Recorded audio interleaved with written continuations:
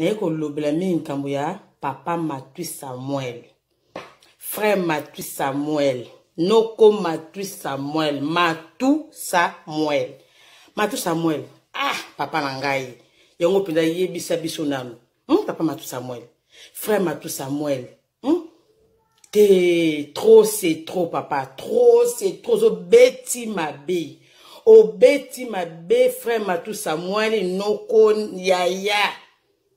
Papa Matou Samuel. Frère Matou Samuel. Moussa Lanzambe. O sali somo. Lesinga pendo pesinga somo. On zulu babina minute zo ko engagé car ngana dini. Vedi vina de Panama. L'intouchable. Matou Samuel, au koufeli 3e mois-ci. Maman Kapi a koufika boy. C'est normal, maman Kapi ba tomboka. C'est normal. Femme Matou Samuel. Non, ezalakate. Ezalakate. Comment yo mutu moko na ta konkulo boze belé. Oyo bo sambelaka. Oyo bo dérangeaka nzambe. Na ba prière tongo midi pourquoi? Yo mutu moko et puis quand l'écart il y a 5 ans, 6 ans. 5 ans, 6 ans, au coup la 3 bas 6 ans, 6 p. Ce moment c'est le bossa koufi, c'est normal.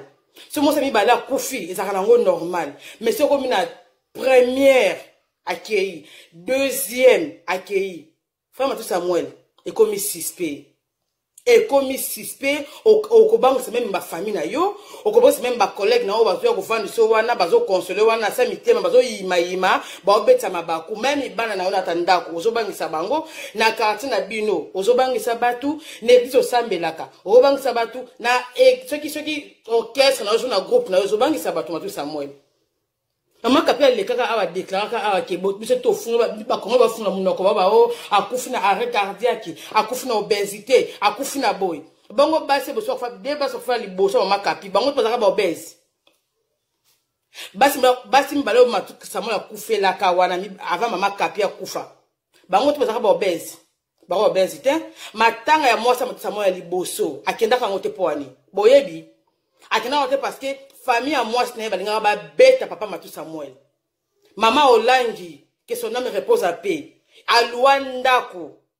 Na papa Olenko, batutu ya ministère ba yebiango. Ba Luandako, ba bomba, Matou Samuel, kuna na bana na ye, ba bomba, ba kuna tandako wana.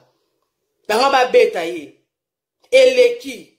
Le roi a vendu la kimete, le roi Moïse Mbiye, atabo lobby, na kobala te, avant d'être tranquille. On est tranquille. Mais Matou Samuel ko vanda yemo ko sa moi cité.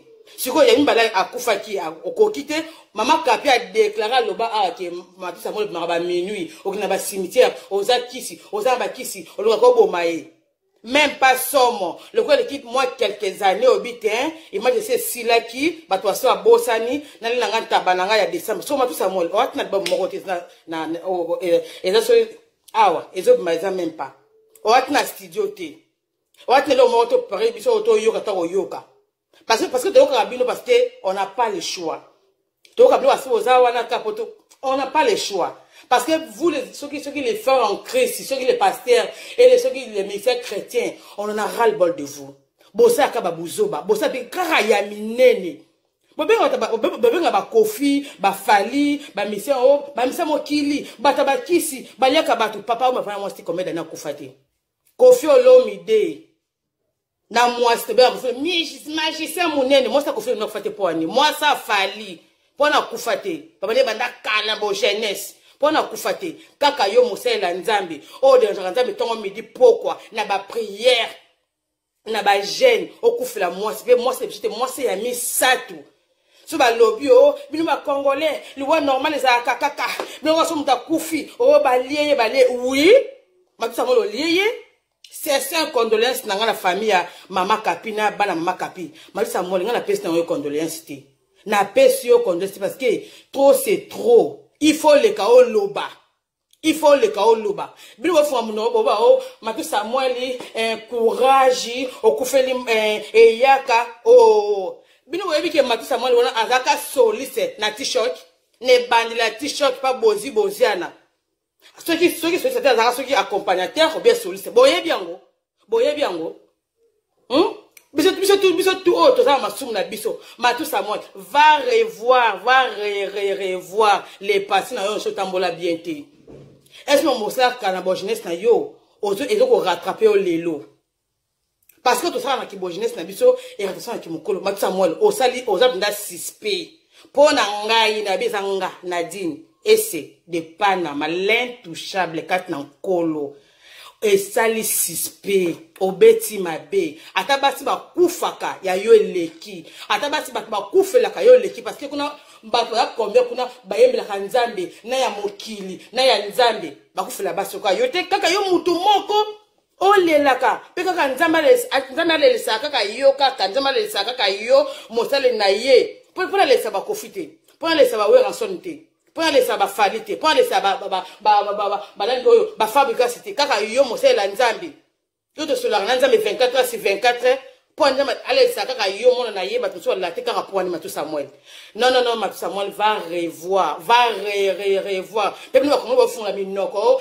liwa normal et pas congolais ça katé pour na nini maman kappa kufuna obésité quelle obésité les deux premières femmes ya mato fa liboso bon pas funa obésité mais non au sali suspect toujours banga yo le quoi qu'on vend papa Moïse Mbi est avant d'être tranquille aiba tabo beleli akoba la terre parce que yo ko vend yo mon côté olinga ka moi si pembeni faut que moi ça zasko okobala sous quatrième femme total o misuti o total o misu pour retourner dans le pété au retourner dans le parce que ma congolais c'est belé ba tout so si moi si okozo kaka olinga okaka sikoyo okolia lisusu okolia lisusu o mo se lanza mandeli yo lesa no kaka bato Matou Samuel obeti mabe va revoir au sali suspect na pesi congolais na famille mama Kapi na bala mama Kapi na ba connaissance na yo Matou Samuel yo penza na pesi congolais cité parce que au sali somme